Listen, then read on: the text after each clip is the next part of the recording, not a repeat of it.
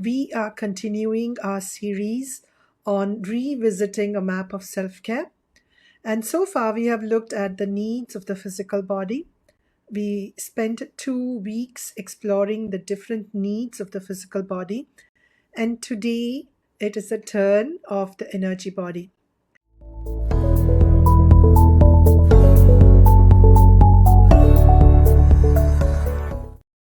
So let's look at what is energy body, what do we mean by energy body, and what are its needs? How do we take care of something that we have not seen?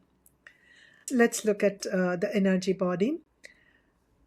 Most of us have different understanding of what energy means, and the first thing that comes to most people's minds is E equal to mc squared, the famous equation popularized by Einstein, explained by Einstein. I don't understand the details of that equation, but I understand that it is very, very easy for people to understand that energy is related to matter. So, this is our physical body, and we can touch it, feel it, be aware of it. What is energy body? Where does it live? And this, if we start to explain, becomes complicated because we have different parts of the energy body. So, when we look at the energy body, the easiest way for us to understand is that it is a body with many different systems of energy within it. And the easiest way I like to understand this is, say, for example, I'm touching a part of my body, physical body. This is the shoulder.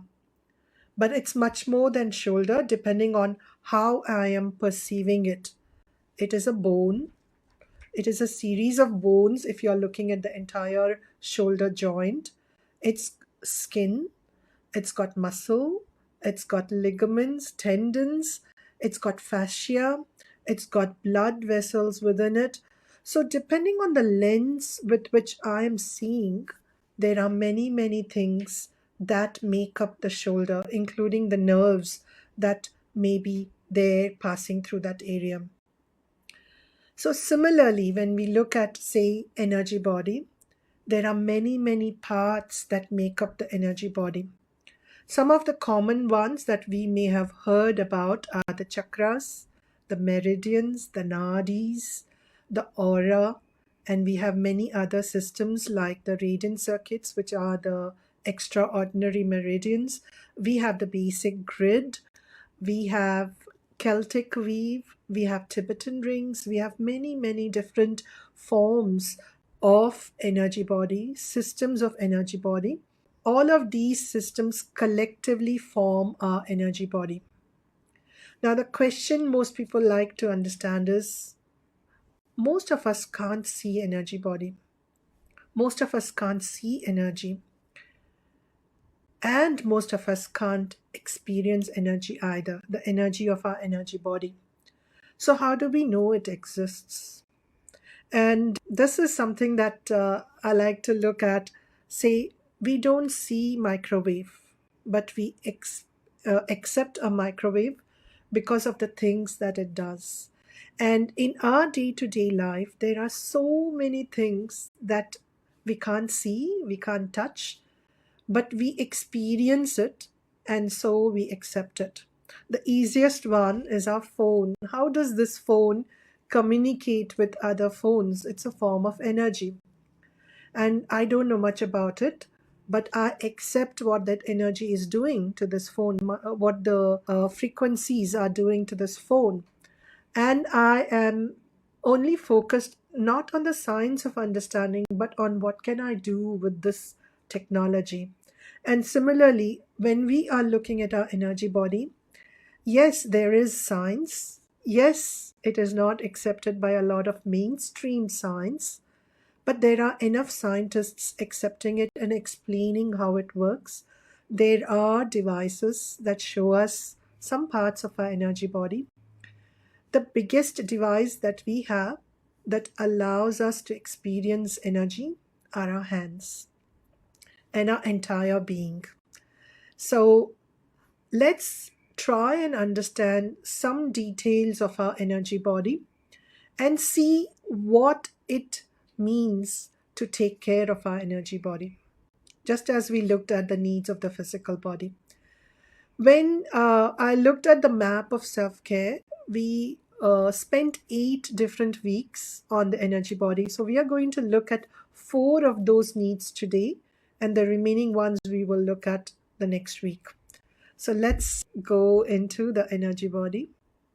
So that's one part of the pizza slice, a map of self care.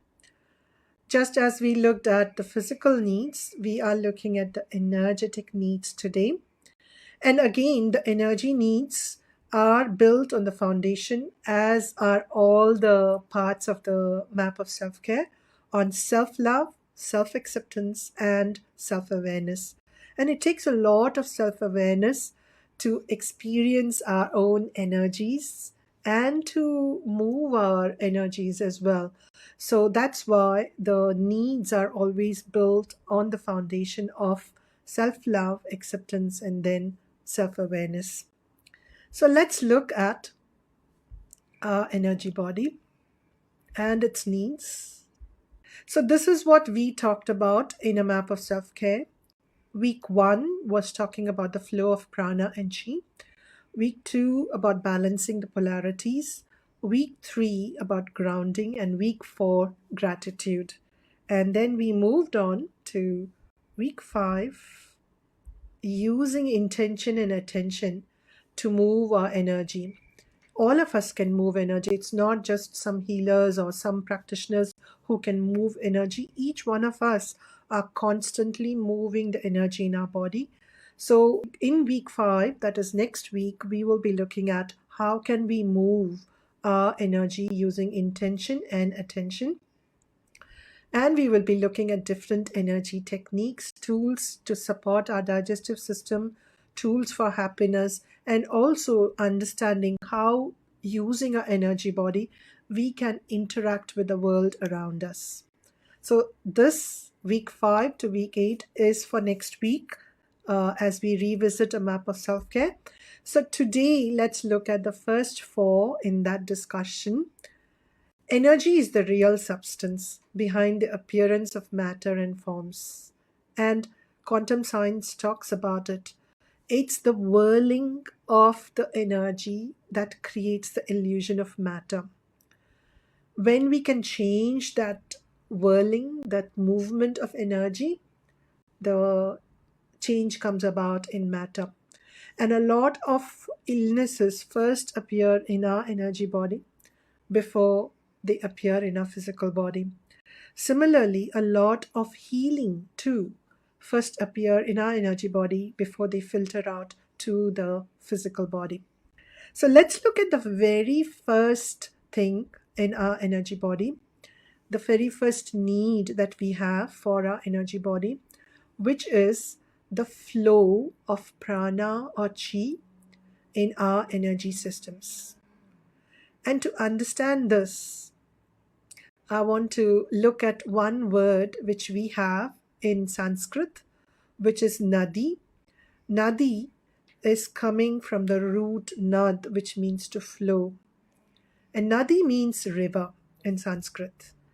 And the Sanskrit term for the subtle channels through which energy flows is nadi. Both are coming from the same source, nad. So nadis are those channels through which our energy flows. And that brings us to the very first need that we have in our energy body. No matter which system we talk about, whether it's the aura, whether it's the grid, whether it's the meridians, whether it's the nadis, whether it's the chakras, doesn't matter. Any one of these, the basic need that we have as human beings is to flow. No stagnation, to flow. And this is true for our physical body as well. Imagine if our blood couldn't flow, there will be many problems. Imagine if the air in our body couldn't flow through the lungs. Again, we would have many problems. Similarly, if the energy can't flow, then we have problems. If the energy is flowing too much, then we have one kind of a problem. If the energy is not flowing well, then we have another kind of a problem. And if it is stagnating in places, that's when pain comes, that's when disease comes. And so it becomes very, very important that we find ways for the energy to flow in our bodies. That provides the ease so that we don't have the dis-ease. So that picture there is an ancient Tibetan, from an ancient Tibetan source, and that's highlighting the many thousands of nadis which we have, subtle channels which we have in our body. And this becomes very, very important, whether we call it prana, whether we call it chi. Allowing that to flow in our energy body is important. And if you look at any energy healing modality, they are all focused on understanding where the flow is disturbed or disrupted, and then providing ways to provide a smooth flow of the prana or the chi in our body. And this flow, when the flow is optimum, the entire body, all the systems are working in harmony. So, like I said, nadis and meridians, they are energetic rivers through which our channel through which our life force is flowing. And what we need is the space for the channel, for the energy, for the prana to flow. So all energy healing is about identifying and removing the disturbance or the stagnation, but also providing space for the flow of prana or chi. So that's what is the very, very first need of our energy body.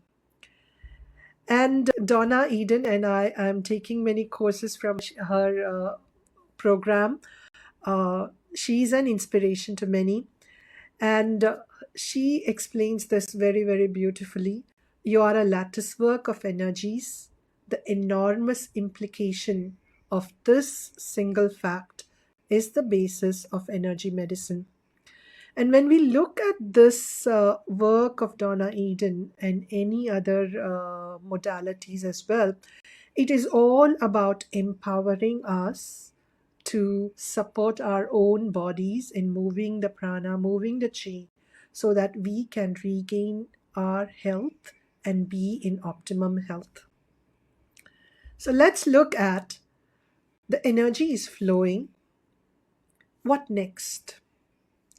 The next need that we have in our body then is to balance the polarities. And what are the polarities? So when we are looking at balance, all balance is about not a static balance.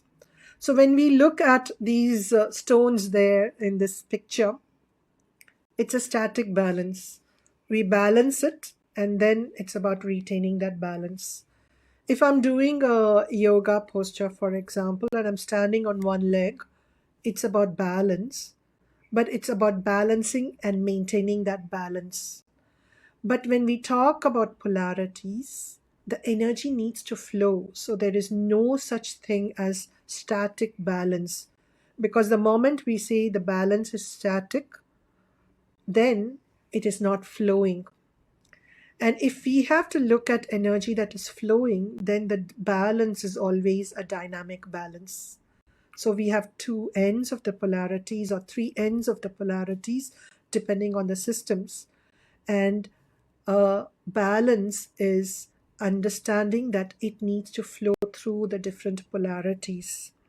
So when we look at it, this is the example of the yin and the yang.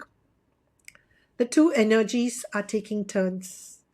And the flow of energy between the yin and the yang, yang and the yin, ensures that this balance is maintained. So when we looked at the first need, that is allowing energy to flow, that flow again has to be along this pathway of balance, a flow that induces balance. So when the yin energies, so the yin energies, what are those?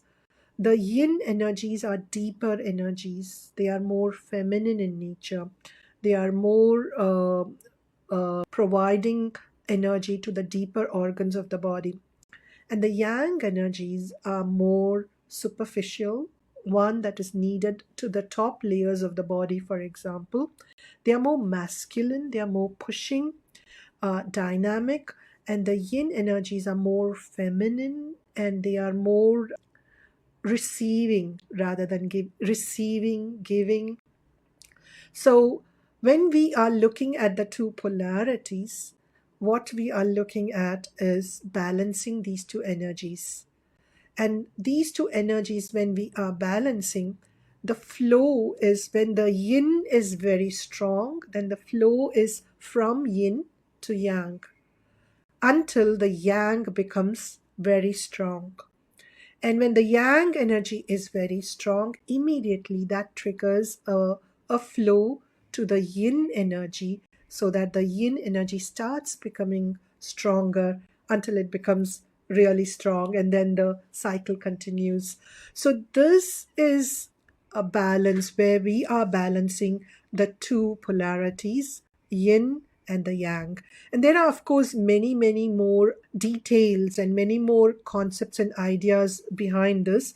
I'm giving you just a very small nutshell of how balancing the polarity means balancing the two ends, the yin and the yang.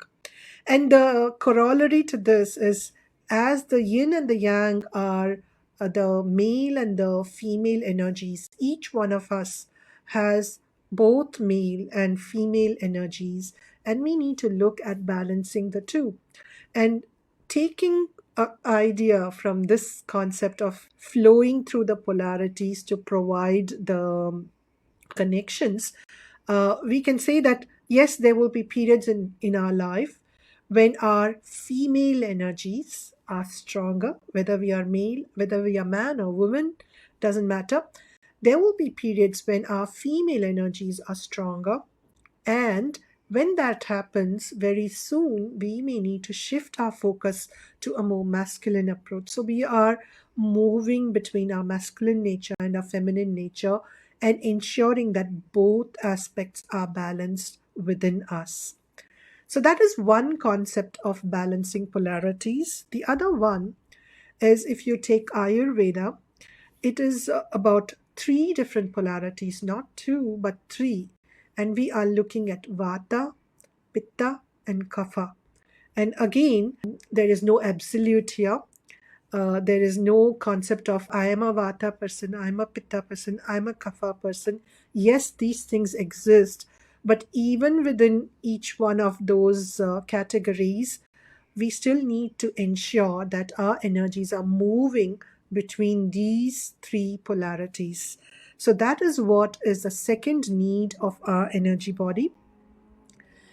Okay, so let's look at this. Just as electrical power comes from the combination of positive and negative poles, our true power comes from a balance of our polarities. It's a very beautiful sum up of this need that we have within us to balance the polarities. Okay, so this is again a beautiful picture that I wanted to show how we have the balancing of the polarities in our body. And it is a dynamic process. We don't stay stuck in any one polarity for too long. And that's for Vata, Pitta, Kapha. Let's look at the next need that we have, again using the idea of electricity to understand grounding. When we look at our electric plugs or adapters that we have, so the previous quote talked about balancing the positive and the negative. Those are the positive and the negative. But then we have the third one here. And what does that third one indicate? That is not there in the picture there.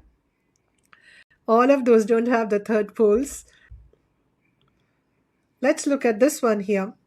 We have the two poles here, which is the positive and the negative, and those are needed for the functioning of any electrical appliance, any electrical system. But then we have the third one, which is the earthing pole. And what this does is to ensure the integrity of the system by ensuring that any excess energy is taken safely from here and taken to the ground. Each building has a earthing connection. That means the entire electrical grid of that building is connected to the earth in one form or another, so that these poles can be taken in and then excess electricity can be discharged into the earth. And when we look at our physical body, yes, we are also electrical. We have so many systems in our body, and there's so much of electricity being generated within our body. And grounding ensures that whenever we are having excess electrical charges in our body, and we can experience that excess electrical charges when we are thinking a lot, when we are spending hours thinking, deep contemplation, deep thinking through processes, learning. Our head gets literally heated up. That is excess electricity being built up. And if you look at the neural pathways in our body, in our brain, it's nothing but electricity. So, when we are looking at it in this way, our physical body also needs to discharge that excess electricity, and grounding is a wonderful way of doing it. In addition to that, our energy bodies too have excess energy coming in at different points in time. And at that point in time, grounding allows us to be very grounded. So that's where it's coming from. When we say, oh, this person is very grounded, is very much connected to the earth, that means looking at the practical side and not just lost in ideas which may not be practical. So that's one way of understanding grounding. Another way of understanding grounding is especially when we are working with energy or having excess energy in our body, in our subtle energy channels, then it becomes very important that we take care to ground ourselves. And the best way to understand how this happens is for us to know that when we are grounding ourselves, there is a difference in the way we feel. When we are looking at grounding, there are many different ways in which we can ground. And the best way of experiencing this is to actually go through some of these tools and techniques so that we can ground ourselves. And when we experience the power of this grounding, then we can realize this is important. And until we experience this, we won't know that grounding is so important. So I suggest and invite you to try some of these grounding techniques at times, especially when you feel all fuzzy headed or when we feel that you're very tired or very drained. Those are moments when we can really try some of these grounding techniques and see the impact that you can experience in your own lives. So, what are some of these grounding techniques? And I often suggest this to my clients as well. So, the first thing that we can do, very, very easy way, is to use what we call a stomach tap. So, tapping on the first point of our stomach meridian, which starts here, and just tapping on this point here gently for a minute or two is going to activate the stomach meridian, which starts here, goes along the face, and then goes down the body to the feet. So basically, it's a conduit by which the excess energy from the head, especially if we are really fuzzy headed, is going to travel down to the ground and be grounded. So this is a very, very simple technique that we can follow. The other techniques that we can use are just going out in nature, walking among plants or trees, walking barefoot on the beach, on the sand, or keeping your bare feet on the grass is going to make a very big difference to how you feel, because the body starts getting grounded. And just simple 5 minutes of doing something like this is going to make a very big difference to us. Another way which we can do, and this is very convenient for people if we are living in multi-story apartments, is to do what is called spooning. So any spoon, any tablespoon, which is stainless steel. Of course, some others are also acceptable, but generally the stainless steel. And we take the reverse of the stainless steel spoon and spoon our feet. And I'm not going to show you my feet right now. It's going to be very difficult on the camera here. So just assume that this is my feet, the soles of my feet. I'm going to use the spoon and just do this. And this is going to immediately give the benefits of grounding. And I have a spoon next to my bed head just for this purpose, so that if I'm feeling very ungrounded as I'm going to bed, I will use this. And I can use it anytime as well. There's one next to my working table as well. I can use the same any part of my body as well. So I can use it on my stomach, meridian, first point as well. So this is something that you can do. I'm already feeling really good about this. It's like some pressure has just reduced and I'm feeling much more grounded. So this is a technique that we can use to ground ourselves. Any one of these techniques, whether you're going for a walk in the beach, on the grass, just placing your feet on the grass, even being out, keeping the feet in the salt water of the ocean or the seas is very, very grounding as well. And again, the spooning and the stomach tap is going to help. Another technique which really works for grounding, and I'm spending so much time on these techniques for grounding because these are lifesavers. They really make a very big difference, is to use the power of trees. And when we talk of trees, the trees are really, really grounded, especially the bigger the tree, the older the tree, the deeper are its roots. So it is really very well grounded. Only then it is able to grow up, right?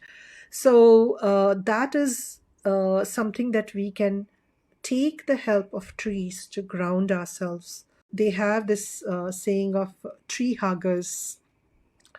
And incidentally, this whole idea of tree huggers came from India, a particular tribal area. They started a movement, Chipko movement, hug the trees to protect the trees from being felled down. And that's how the word tree hugging came and went on to become very popular.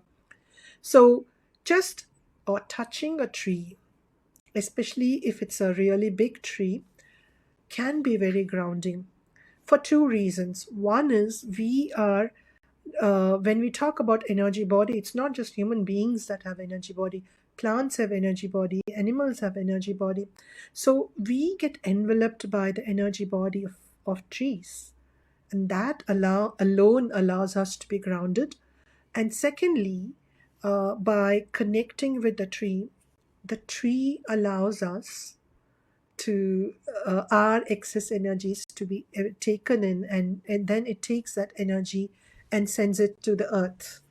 Deeper the roots, deeper is the way the tree is going to. And so on days that we are feeling very drained or very, very tired or really cannot think, something is, you have interacted with somebody, you're having an emotional meltdown, all of those things can be helped to a certain extent by just spending time with a tree. The bigger the tree, the better. And mentally, you can even ask permission from the tree. Can I get your help for this? And most of the trees will be okay. The first thought that comes into your mind, is it a yes or a no? Is probably the tree responding with a suggestion. And if you feel it is really, really very hairy-fairy, and how can trees respond? Scientists have found that trees communicate to each other through their root system. It's just that as human beings, we have not understood that till now. So trees do understand, trees do respond to our thoughts. So next time you go out and find a tree, just try it. Nobody around you needs to know that you're having this conversation with a tree. It really is a wonderful experience to feel being grounded with a tree's help. And just say thanks, and then you can disconnect from the tree. So that's about grounding. Let's move on to the next one. Okay, so we talked about this walking barefoot. Forest bathing is a beautiful, beautiful way of grounding ourselves. And for those of us living in apartments, there are a lot of earthing blankets, mats, and a lot of research has been done on the benefits of earthing, even for our physical health as well. So, grounding is something that is very vital and an important part of taking care of our energy body. It provides us health, focus, clarity, and really a feeling of well being comes to us when we are grounded. So that is week 3. We talked about grounding. Week 4 was about gratitude and how we can use gratitude to repattern our energy. How is it that we can use gratitude to repattern our energies? And why would we want to do that? I talked about energy flowing, and most often energy flows along certain paths. And once it's flowing along certain paths, it becomes used to flowing along that path. Again, we can take the example of river. When we take the example of rivers, we realize that rivers traditionally follow a certain route, a path, a channel. And if we have to divert the channel, it takes a lot of effort. But once we have dug in these paths and then blocked the river from going along its usual channel, then the river starts diverting. And most often we don't need to do that, but sometimes, occasionally, we need to divert a river or a stream.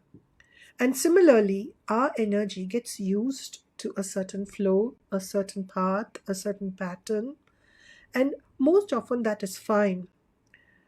But if we are thinking along certain lines, certain negative thought patterns or belief systems or certain habits that are forcing the energy or getting the energy to flow along routes that are not really healthy, then it becomes important that we repattern that energy.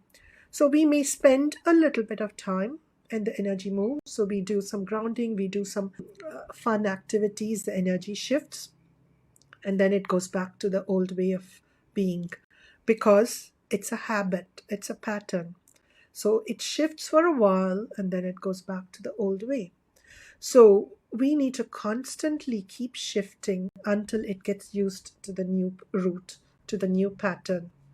And one of the most powerful ways of doing that is gratitude. Gratitude is a highest vibration, highest frequency of everything. And when we experience gratitude, our energy changes. And a simple way of experimenting with this is to practice gratitude. But before we practice gratitude, close our eyes and let's try this. Let's try this right now. I invite you all to close your eyes and give yourself a score between 0 and 10. 0 being you are really, really very drained or tired or upset, and 10 being you're on top of the world. So you don't need to share. If you want, you can put it in the comments, but if you want to keep it to yourself, that's fine too. So once you have this score, then find something that you are able to appreciate having in your life at this point in time. And one of the ways in which you can make this whole exercise very powerful is to take your hands and place it on your heart area. Again, the heart field is the biggest field in the body. And that's been scientifically proven. So just harnessing the power of the heart and placing our hands there, tuning the world out with a few moments of quiet breathing, focus on breathing, and close your eyes and find one thing in your life that is working really well right now that you really appreciate having in your life. For me right now, I appreciate the fact that all of you are here and that I have this opportunity to share this information. First of all, this opportunity that I'm having allows me to contemplate on all these ideas and reinforce them within myself. So ever since I started this map of self-care has become very important in my life. So it is something that's become a part and parcel of my life. So I'm grateful to all of you that I'm able to practice self-care as part of going through all this content with you. Find something that you are grateful for right now and hold that gratitude within your heart. And we will go on to find one more thing that you are truly grateful for right now at this point in your life.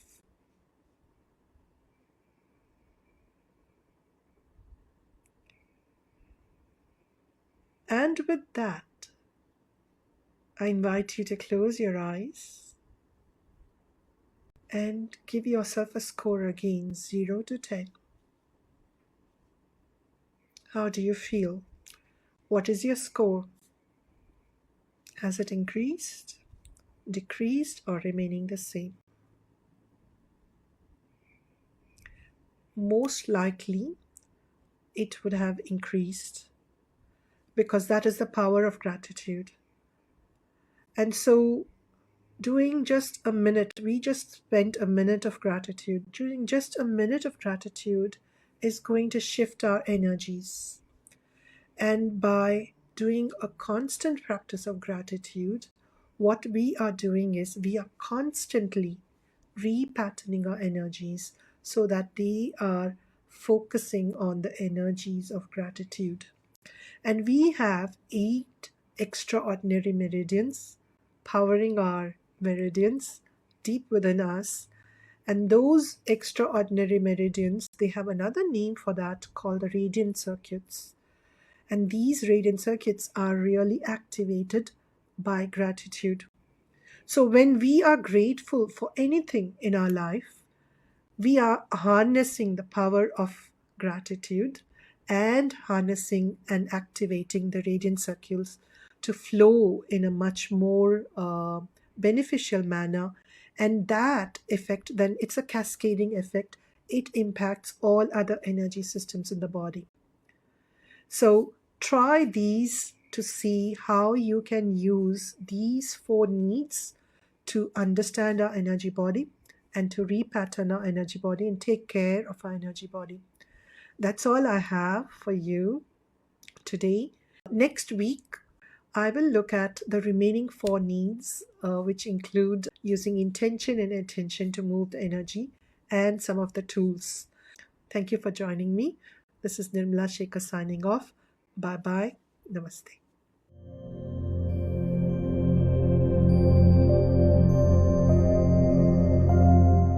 Do subscribe and hit the bell button for more weekly content on self-care. And if you want even more actionable content on self-care, do join me in the Facebook group for weekly lives, discussions, and more tips.